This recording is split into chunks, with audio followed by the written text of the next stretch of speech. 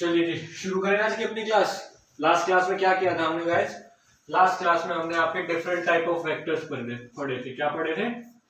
Different types of vectors. यही किया था ना हमने। बहुत सारे टाइप के अलग अलग वेक्टर्स किए थे हमने। को इनिशियल, को प्लेनर, को लीनियर, इक्वल, ठीक है, ऑपोजिट, लोकलाइज, नॉन लोकलाइज, ठीक है, ये सब वेक्टर्स हम आपके कर चुके हैं। लास्ट क्लास में हमने आपको बताया था कि आज जो हम आपके वेक्टर्स पढ़ने वाले हैं वो आज हम पढ़ने वाले हैं आपका पोजीशन वेक्टर। पोजीशन वेक्टर, ठीक है। तो मैं एक कार्टेशियन प्लेन ले लेता हूं, ठीक है जी। ये आपकी एक्स एक्सिस हो गई, ये आपकी वाई एक्सिस हो गई और ये आपका हो गया ओरिजिन। ये मेरा कार्टेशियन प्लेन हो गया, ओके। फॉर एग्जाम्पल मेरा एक वेक्टर ओरिजिन से चल के और यहां तक पहुंच जाता है ए पॉइंट तक, ओके।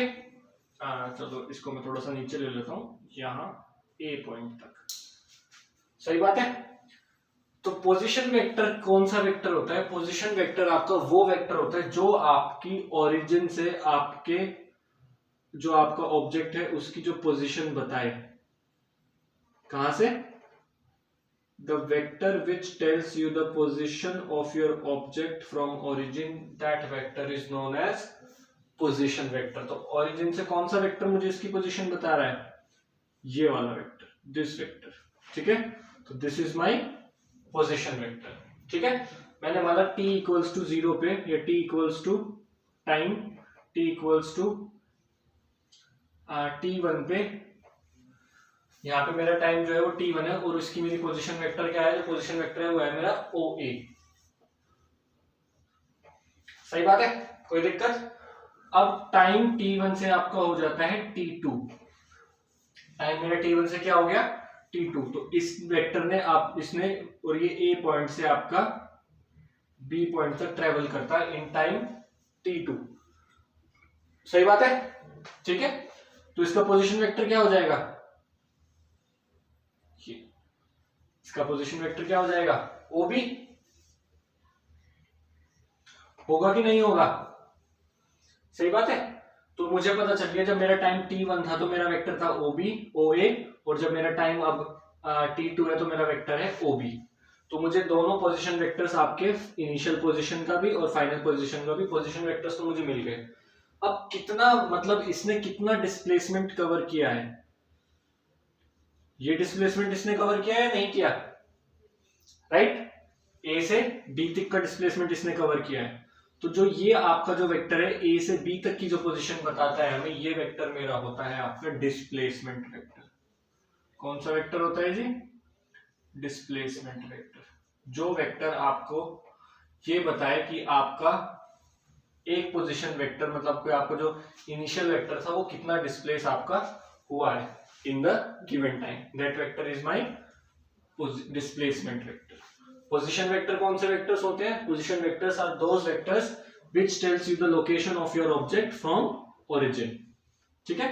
और डिस्प्लेसमेंट वेक्टर कौन सा होता है? जो हमें उन दोनों के बीच का डिस्प्लेसमेंट बताए, मतलब कि ए से और बी तक का जो हमें डायरेक्शन और वो बताए, वो होता है हमारा क्या?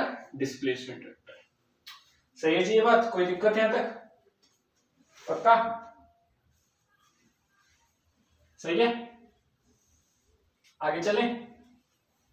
चलो जी आगे चलते हैं। आगे अब हमें क्या देखना है इसमें?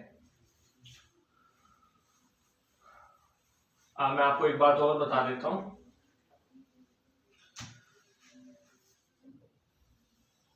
ये मेरा एक कार्टेशियन प्लेन है, इसमें मेरी 3 एक्सिस हैं जी, X axis, Y axis and Z axis. तो ये है मेरा ओरिजिन, ओके, ठीक है। तो एक्स एक्सिस की डायरेक्शन में जो आपका यूनिट वेक्टर होता है मैं उसे बोलता हूं आई कैप। क्या कहा मैंने? एक्स एक्सिस की डायरेक्शन में जो मेरा यूनिट वेक्टर होता है, डायरेक्शन क्या हो गई उसकी? एक्स एक्सिस, और उसका मतलब मैग्नीट्यूड क्या हो गया? 1। तो it means it is my unit vector. तो एक्स एक्सिस की डायरेक्शन में जो यूनिट वेक्टर होता है मैं उसे क्या बोलता हूं? आई कैप। जो वाई डायरेक्शन में यूनिट वेक्टर होता है उसे हम बोलते हैं जे कैप, और जो जेड डायरेक्शन में यूनिट वेक्टर होता है हम उसे बोलते हैं K cap. This is you have to remember, this thing you have to remember, ठीक है, ये चीज आपको याद रखनी है।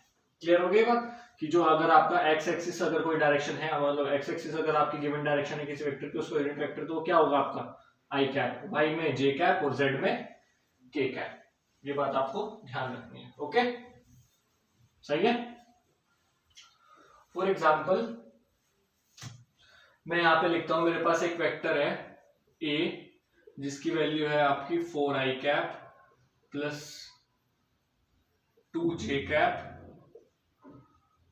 माइनस के कैप, राइट। मैंने एक वेक्टर का आपका ये वैल्यू लिख दिया है। तो इस वेक्टर का मतलब है क्या, जो ये वैल्यू है इसे मैं इंटरप्रेट कैसे करूंगा, इस वैल्यू को मैं इंटरप्रिटेशन इस वैल्यू की इस तरीके से करूंगा जी, मतलब कि जो आई कैप मुझे क्या बता रहा है कि मतलब जो इसका फर्स्ट कोऑर्डिनेट वाला, मतलब जो फर्स्ट पार्ट है इस वेक्टर का, उसकी जो डायरेक्शन है वो कौन किसकी डायरेक्शन में है, एक्स एक्सिस की डायरेक्शन में, और उसका मैग्नीट्यूड कितना है 4, ठीक है।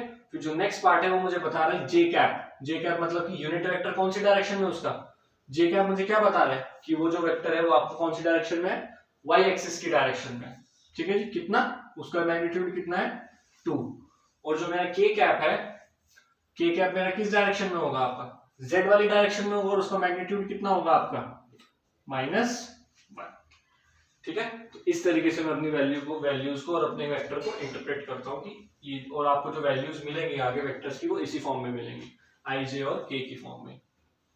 सही है जी। अब मैं इसी वेक्टर को लेता हूं, मतलब कोई और एक वेक्टर लेते हैं हम, let us take an vector A, इसकी वैल्यू मैं पुट करता हूं आपकी 2i cap plus 3j cap minus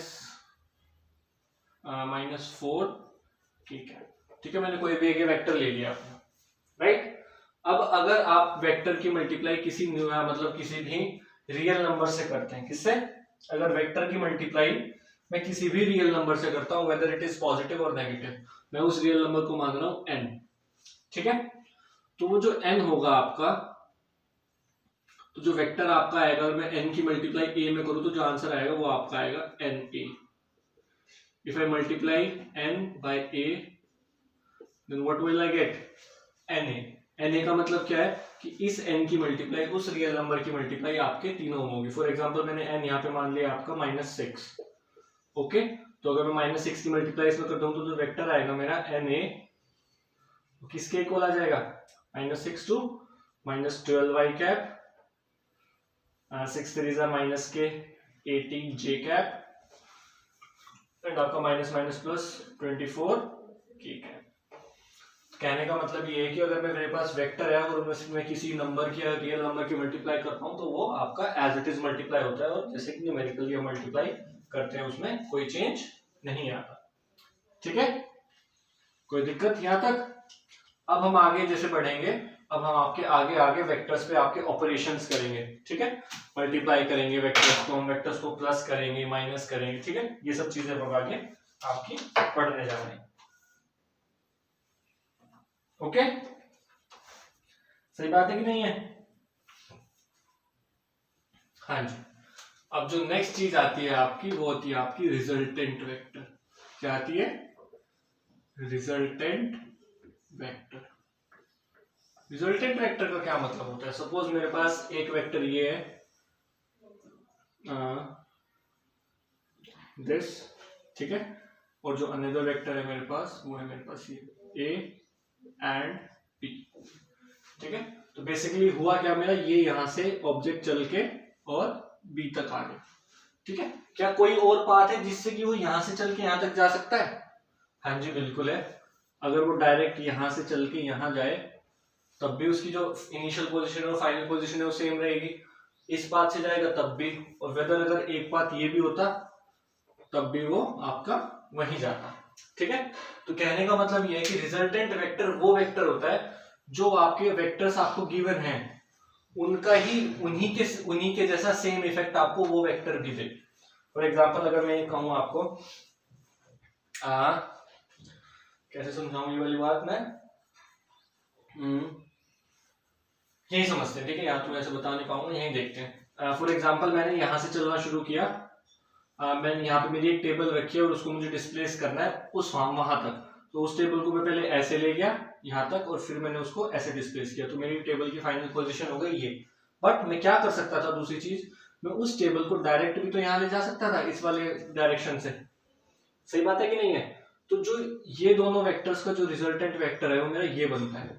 तो रिजल्टेंट वेक्टर होता क्या है, 2 और मोर वेक्टर्स अगर आपको गिवन है, अगर उनका ही सेम इफेक्ट आपको एक सिंगल वेक्टर देता है तो वो वेक्टर उन वेक्टर्स का क्या होता है, हमारा रिजल्टेंट वेक्टर होता है। ये बात सबको समझ में आ गई? क्या बोला मैंने, मैं रिपीट कर रहा हूं, अगर मेरे पास 2 या 2 से ज्यादा वेक्टर्स हैं और उनका जो इफेक्ट है, इफेक्ट मतलब कि मतलब फाइनल पोजीशन क्या है, अगर कोई तीसरा वेक्टर मुझे वही इफेक्ट सेम इफेक्ट देता है तो मैं उस वेक्टर को उन वेक्टर्स का क्या कह सकता हूं कि वो उन वेक्टर्स का रिजल्टेंट वेक्टर है। ठीक है जी, ये बात क्लियर हो गई? सही है। अब जो वेक्टर्स होते हैं ना हमारे, हमने मल्टीप्लीकेशन देख लिया कि भाई अगर हम मल्टीप्लाई करते हैं वेक्टर को किसी रियल नंबर से तो आपका एज इट इज मल्टीप्लाई हो जाता है, उसमें ज्यादा कोई इतनी बड़ी फंडा मतलब कोई है नहीं इतना बड़ा। ओके, अब प्रॉब्लम कहां थी, अगर मैं वेक्टर्स को ऐड करूं, फॉर एग्जांपल मेरे पास एक वेक्टर है, मतलब मेरे पास एक नंबर है 2 + 6, तो मैं इन सिंबल को ऐड कर दूंगा तो 8 हो जाएगा सिंपल। बट जो हमारे वेक्टर्स हैं वो आपके सिंपल जो हमारे मतलब मैथमेटिकल ऑपरेशन होते हैं, जैसे हमारा सम होता है उस तरीके से ऐड नहीं होते, क्योंकि वेक्टर्स में आपका डायरेक्शन भी कंसिडर किया जाता है, तो आप हमें डायरेक्शन भी अकाउंट में लेनी पड़ती है अपना एडिशन करने के लिए। तो हम एडिशन कैसे करते हैं वेक्टर्स का और सब्ट्रैक्शन कैसे करते हैं वो हम आपका कल देखेंगे। ठीक है, कल हम आपको जो addition and subtraction of vectors है वो हम आपको कल देखेंगे जी ज्योग्राफिकली। हाँ, ज्योमेट्रिकली, नॉट ज्योग्राफिकली, ज्योमेट्रिकली हम आपको कल ये देखेंगे कि हमारा जो वेक्टर्स का एडिशन है वो हमारा कैसा होता है। ठीक है जी, आज के लिए सिर्फ इतना ही, कल मिलते हैं। ओके।